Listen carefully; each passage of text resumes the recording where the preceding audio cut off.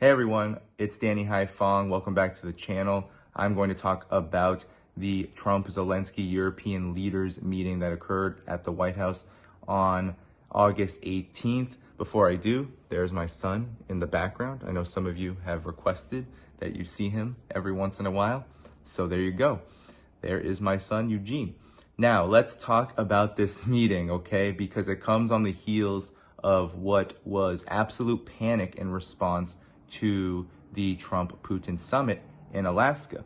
And why was there panic? Well, it mostly came from the collective West in the form of European leaders who ended up forming a dream team, according to Politico, in order to confront Donald Trump alongside Zelensky. Now, Zelensky was supposed to just go to this meeting at the White House on his own, but European leaders were not having it. And so the panic ensued because Vladimir Putin came into Alaska with a very strong hand. We have to be honest about this. A lot of people want to give Donald Trump credit. And for whatever credit we give to Donald Trump for simply talking to Russia, we have to understand that the context here is that Ukraine is losing on the battlefield, that Ukraine has no more cards to play. It has a manpower shortage. It has a weapons shortage. It is bleeding military-aged men. 650,000 of them have fled Ukraine. There is an absolute crisis when it comes to this conflict, and Russia's war of attrition has been incredibly effective. And I don't think it's a coincidence that Russia made these huge gains in the Pokrovsk area right around the time that Trump announced that he wanted to have a summit with Vladimir Putin. We know that the CIA is all over Ukraine collecting intel and is essentially running Ukrainian intelligence, the SBU. So this is the context for the meeting. This is why the meeting is occurring, why this diplomatic blitz is happening, seemingly or apparently it's happening from the United States and led by Donald Trump. So who came to the meeting? Well, it was the dream team, as Politico said. Keir Starmer, Ursula von der Leyen of the EU Commission, Keir Starmer of the UK, French President Emmanuel Macron, Mark Rutte, Trump's son, the NATO General Secretary. We had Giorgia Meloni from Italy, German Chancellor Friedrich Merz, and Alexander Stubb of Finland, the newest member of NATO, or one of the newest members of NATO. So this dream team came together because they wanted to confront Trump as a united front in order to push something very critical that we have to talk about, which in my estimation is a huge sticking point for Russia and has been since essentially the beginning of this conflict. But if we just go back to the Istanbul Plus talks, this is a huge sticking point that Russia has not budged on, which is the question of security guarantees. But this was the buzzword throughout this meeting. And essentially after the Trump-Putin summit, Steve Witkoff came out and said that Vladimir Putin has agreed to Article 5-like protections led by the United States. Russia has not confirmed that it is in agreement with so-called security guarantees, and it's not clear what these are going to look like.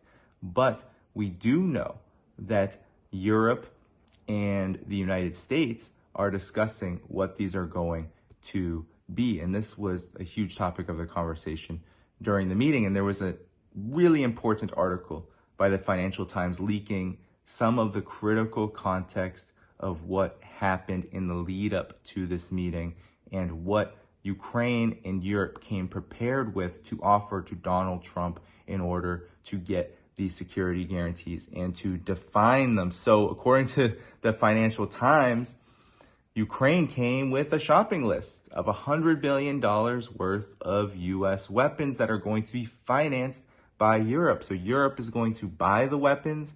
The U.S. will provide the weapons, sell the weapons. And Donald Trump was very, very, very keen, very important, very keen on framing it as the United States is not giving weapons, it is selling weapons as part of this settlement with Russia. The United States has already given hundreds of billions of dollars to this war effort in Ukraine. At best, it is a stalemate and the killing continues. So President Trump, how much more is the United States willing to give Ukraine? And President Zelensky, How much more do you want? Well, I'll start off just by saying we're not giving anything now. We're selling weapons. This is something before, I guess the number is well over $300 billion. So on top of this, you had Ukraine essentially bribing Donald Trump, offering $50 billion worth of drone contracts to U.S. military contractors. You had this document, this was all in the form of a document, sent to European allies, where a lasting peace shall be based not on concession and free gifts to Putin, but on a strong security framework. And Ukraine is demanding more Patriots, 10 exact, and it is ruling out and saying that there's not going to be any territorial concessions to Russia. And there has been some imagery of Vladimir Zelensky showing Trump a map and supposedly saying this is who exactly controls these areas, and Ukraine shouldn't be forced to give up anything. So Ukraine is also requesting full compensation from Russia for the conflict and referencing the $300 billion worth of Russian frozen assets that were stolen from the Russian Federation at the beginning of this conflict by Western financial institutions. So all of this was done to essentially bribe Donald Trump and to scratch him in a way that he likes to be scratched, which is through offers and deals and contracts. And that's his ideology, right? Business. And he said straight up, we're not giving weapons to Ukraine, we're selling weapons. And now there's other points to be had, right? There's the debates about territorial exchanges. Russia has been very clear that it's not going to violate its own constitution and give up those territories which have voted themselves in by referendum a few years ago into the Russian Federation. So Zaporozhye, Kherson, and the like. It's not going to give up these territories, but it doesn't control all of these territories either. It doesn't control the entire lot of it, as the battlefield is still fluid and this is a war of attrition. And the ceasefire talk, right? The ceasefire talk is a huge point here because Donald Trump, in one of the surprising moments after the summit with Vladimir Putin in Alaska, was that Donald Trump has dropped the notion that a ceasefire has to happen before a peace deal, and more on why this is important, because this is all about framing. It's all about spin. Not for a minute should we believe that there is going to be some just peace negotiated by the United States. And we're going to get to that in a moment. So there was the theatrics, right? There was Vladimir Zelensky in a suit for the first time visiting the White House or anywhere else around the world during this conflict. President Zelensky, you look fabulous in that suit. I said the same thing. Yeah, you look good. I said the same thing. Yeah, looks good on I you. said the one that attacked you last time. See, now I remember that. Yeah, I apologize to you. You look wonderful. No, my first question for you, President Zelensky. In the same suit. You see, I changed, you are not. Maybe yours is much better. Pepe Escobar, friend of the show, often calls Zelensky sweaty sweatshirt because he's often in the sweater fatigue outfit, portraying himself as some kind of battlefield stalwart, when of course he is nothing of the sort. He is the one who has been sending hundreds of thousands of Ukrainians to their death in this conflict. So, you know, Europe, Trump and Zelensky left the White House despite the theatrics, despite Trump making Zelensky uncomfortable at certain points during the initial press conference. But all of them left with very, very, very enthusiastic words, right? So we had Mark Rutte say that Trump's buy-in to the security guarantees idea is a breakthrough. Zelensky called this the best meeting he's ever had with Donald Trump. And Donald Trump said that this is the best chance right now, a reasonable chance to end the war. And they all agree that there would be, in the follow-up to this meeting, some kind of trilateral talks leading up to a follow-up. So actually before the trilateral talks, there's going to be supposedly a meeting between Vladimir Zelensky and Putin on their own, according to Donald Trump on Truth Social. And then there's going to be a meeting between Vladimir Putin, Vladimir Zelensky, and Donald Trump mediating. And essentially what is assumed here is that there's going to be some kind of final agreement signed after all of these meetings. So this is very interesting because Russia, despite being enthusiastic about the diplomacy, despite Putin saying that he believes Donald Trump is genuine in these peace efforts, it isn't clear that Russia is going to accept any of this. And I want to point to the fact that the talks and the way this is going is less important than the substance of what exactly has been offered so far. And the most concrete points that we have gotten came out of this U.S. Trump, Zelensky, European leaders meeting. And that is the security guarantees which Russia from the very beginning has been against, whether it is peacekeepers or weapons to Ukraine. This is a very interesting turn in the sense that Donald Trump is now framing his peace posture as being characterized by the lack of a need for a ceasefire, while at the same time touting a peace agreement in the future that's going to include possible security guarantees, which not only violates all of what Russia has claimed are root causes, right? The militarization of Ukraine and the de facto NATO status. But these security guarantees are now being framed as simply a US-led framework, which Europe will pay for. So do you see the spin here? Because if Russia were to accept such a thing, Russia essentially is accepting a ceasefire. And this, I think, is shocking to many who are having a hard time, and will shock many who are having a hard time parsing through what exactly is happening here. Because there's a lot of words, there's a lot of talking, and there's a lot of announcements being made, especially from the Trump side. So you have announcements being made by the likes of Witkoff and Rubio, who are saying that Putin has agreed to all of this, even though Putin and Russia have been against peacekeepers, any kind of European military involvement in Ukraine, and weapons sales. Now, maybe there's a chance that Vladimir Putin has backed down on some of this, but then the question is why? We know that Russia is winning the war, and we know that Russia does want to stop the war. This is key, right? Russia fights and will fight to the end if it has to, but it has always said it doesn't want to do this, that it wants to come to a negotiated settlement. So it is possible that Russia is satisfied with what it has accomplished thus far and is willing to, as long as it gets concessions from the United States, from NATO, from Europe, or what have you, on some fronts, and we don't know what these are yet, but because the United States only is offering so-called territorial concessions, which have already been had, right? Even though they're not acknowledged, and it's in the midst of a literal war, a proxy war that's being fought on the battlefield, Russia has the territory that is supposedly being conceded. Right? Donald Trump lectured Zelensky, you got to give up Crimea, the idea of Crimea. Well, that's a foregone conclusion. That's been a foregone conclusion for upwards of 7-8 years now.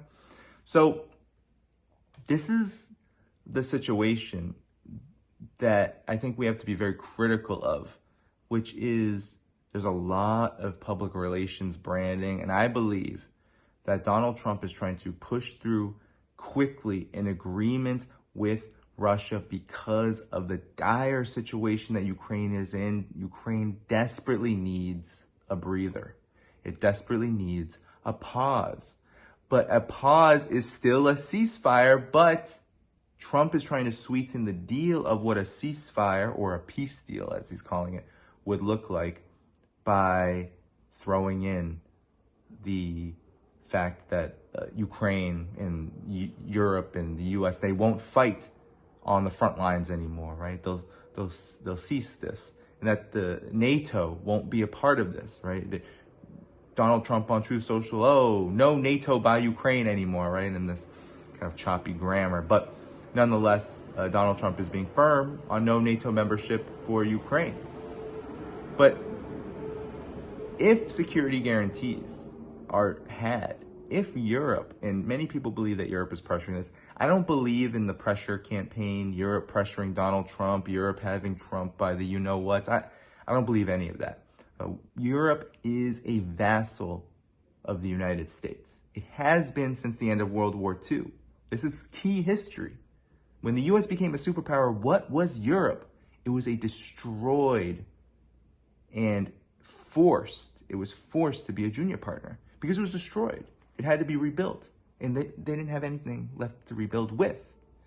And of course, most of Europe was incredibly, Western Europe especially, incredibly anti-communist. They didn't want anything to do with the Soviet Union. So they huddled up and allowed the United States under Bretton Woods and other kinds of arrangements to become the superpower because they couldn't stop it. And they essentially went under the U.S. umbrella from then on. And that is the story of Europe for the last 70 plus years. And so I don't believe for one bit that there's this game and con that Europe is pressuring this and that. No. These two, the U.S. and Europe, they are wed at the hip toward the same agenda, toward the agenda of weakening Russia and containing Russia has not stopped.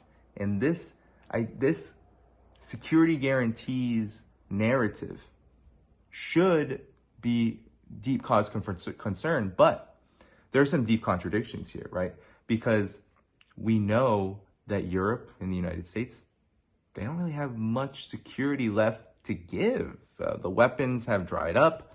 We know that while Donald Trump, for a period, was stopping weapons transfers and has continued them, not much is getting to Ukraine. It's not like the United States has an unlimited amount of Patriots or the javelins that Donald Trump always brags about giving to Ukraine during his first administration. There's really nothing left to give. The stockpiles have been drained, and the United States desperately wants to save what it has left for what? Well, for China and also for Israel, because what happened this summer? What happened at the beginning of this summer? The so-called 12-day war, which bled Israel of its THAAD and other missile defense interceptor systems. I mean, it bled Israel. 12 days, just 12. And really 11, because Iran, it took some time, 8 hours to respond to the intelligence breach and the horrific attacks that Israel conducted into Iran, and then, of course, organizing Operation True Promise 3. But still, it showed that the United States really doesn't have much left to give there, where the United States is deeply invested in protecting Israel and ensuring that Israel remains a military outpost for U.S. interests in that region. So Ukraine has dried up in a sense, but Donald Trump is trying to put lipstick on a dying pig. What he is doing, and let us be clear about this, what he is doing is he is attempting to reframe and rebrand what would essentially be a ceasefire as a peace deal. And in doing so, hoping that he can kick the can down the road, get rid of this blunder of Ukraine for the time being, so that NATO, Europe, and the US can rebuild for either the Ukraine front or another front against Russia, Moldova. You've heard NATO generals threaten Kaliningrad, although that's pie in the sky idea. But the aim is to rebuild and to find other fronts against Russia, and it could still be Ukraine. There's no guarantee. Now, there was a moment during this meeting hysterics where Donald Trump said there was a question asked to Vladimir Zelensky by, I think it was Fox News, who was in the audience, in the presser audience, and he asked, "Are you going to hold elections?" And Zelensky said, "Well, as long as there's a war, we can't hold elections because we need safety," something of that effect. And Donald Trump joked, "Well, if you go for 3 more years, that means no elections for 3 more years. I don't know what we all think about that. Open to holding an election in your country? Yes, of course. We are open for election, yes. We have to do safety circumstances. And a little bit, we need to work in the parliament, because during the war you can't have elections, but we can do security. We need, maybe, how to say, we need a truth, yes, everywhere, in the battlefield, in the sky, in the sea, yeah, to make possible for people to do democratic, open, legal elections. So you say during the war you can't have elections. So let me just say 3.5 years from now.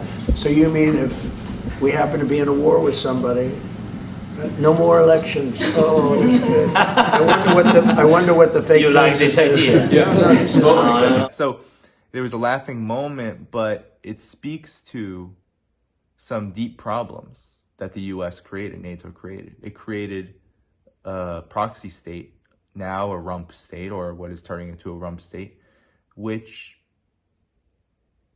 has to be dialed back.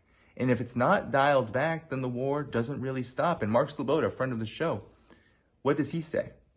He says that even if the United States and Europe were to pull out completely, that this war may turn guerrilla, and these forces that the U.S. unleashed and empowered might go underground and become terror forces because they hate Russia this much. The Banderites, the Azov, all these kind of, the Nazi forces or neo-Nazis or whatever they're called, right? So these forces are not going to stop, but these are the forces that were unleashed by the U.S. and NATO themselves, and Donald Trump armed them, and now he's trying to get his peace prize by rebranding a ceasefire as a peace deal. So we have to be able to see through this, because if we don't, then I think we're going to be not only heavily disappointed, but confused about what actually is happening here. And that Financial Times revelation really tells it all. That Ukraine and Europe and the US, they are in this together, even if they disagree on how they see it. Because in my estimation, the big disagreement between Europe and the United States is not war on Russia. It's not war at all. The disagreement is how to fight this war. Europe wants the United States together with it ideologically. The United States, now under Donald Trump, wants to divert ideologically for political reasons and rebrand U.S. foreign policy as so-called isolationism, even as it pursues, look at what we've seen, even as it pursues U.S. hegemony. Because that isolationism is actually about what Donald Trump always says in his cabinet, which is about making the U.S. number one again. And also, he said something to the effect after the Putin summit. He said, the United States has become the greatest thing in such a quick period of time since I've gotten here. But every time he talks about foreign policy, it is not about becoming an equal player in the world. It is about becoming and staying the dominant player. So all of this is rebranding. It is rebranding the empire in order to make it more palatable to the political direction that Trump and his section of the U.S. establishment are seeking. And so this is the reality. The reality is that's where the disagreement is. Europe wants American exceptionalism to forever be tethered to Western exceptionalism, while Trump wants to parrot a different kind of American exceptionalism, which is really all about America going it alone, or at least making it look like the United States can go alone. And we've seen the consequences of tariffs, war on BRICS, attempting to isolate China economically with tariffs, and everybody, now India, Brazil, Europe, everyone, because that's what supposedly makes the U.S. look strong. And the U.S. is going to do it all itself without any understanding of supply chains. And maybe cooperation is okay. Maybe if Trump were actually for multipolarity, we would see a win-win agreements with other countries, but that's laughable. And this is also the danger that Russia could find itself in. And I trust Russian leadership. I haven't seen anything budge here. I haven't seen concessions be actually given, despite what Witkoff Rubio and Trump are saying. But the real danger is here for Russia is that if it gambles on the United States as a normal partner, if it says, well, we can suspend the military operation because we've won enough, we've gotten this victory, we've pressured the collective West and the United States leading it to stand down. So now we can work on normal relations with the United States. I don't oppose this. I want to see normal relations between Russia and the United States. I really want to see that, actually. That would be incredible. But the danger is the United States a trustworthy partner? Can the United States actually engage in real normal relations with Russia at this time? I don't think so. And so any economic cooperation, any normal any concessions towards a normal relationship with the U.S. is going to come with strings attached. So what kind of strings is Russia willing to give up? Because we know what the U.S. wants. We know what Europe wants. The U.S. wants Russia isolated. It wants it to cut off ties with China. It wants it to stop being so supportive of the global South. It wants it to stop being a partner of Iran. It wants it to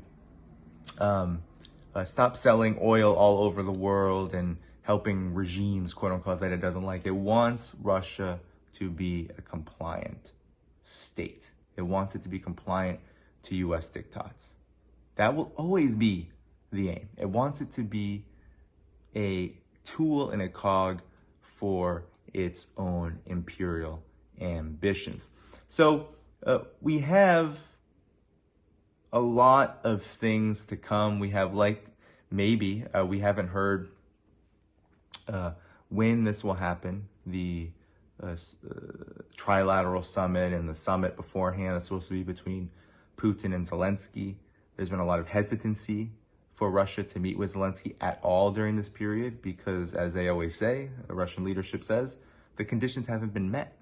And we don't always know what those conditions are, but we do know that Russia doesn't really see Zelensky as a legitimate president of Ukraine because of the martial law that has been imposed in Ukraine by the so-called parliament by Zelensky, which has actually gone on past his term. So he's actually not really the president anymore, or at least his leadership is questionable. It's not questionable by the laws of Ukraine, but it's questionable in the eyes of Russia and, truthfully, a lot of the international community. You won't see, for example, Zelensky traveling to China anytime soon, or a lot of countries that see Russia's side of the Ukraine conflict as the factual one and as the one that stands on the right side of history. So we have to parse through this, be critical. Enthusiasm is warranted in the sense that Russia is winning. Russia has demilitarized NATO. Russia has the advantages on the battlefield. Russia's military is superior, not just to Ukraine's, but to NATO's, and also the United States in the sense of the kind of war that Russia can fight. Russia's economy is stable, and Russia is coming into this with really all of the cards. But the United States has a deep interest in reframing and rebranding this conflict so that it can make it appear that it is out of the Ukraine game, at least. But it is not out of the overall objective, which is to weaken Russia. And we should not underestimate the words of all of his cabinet, including Donald Trump himself at times, where he talks about punishing Russia, where they talk about trying to weaken Russia economically. None of this is going to stop.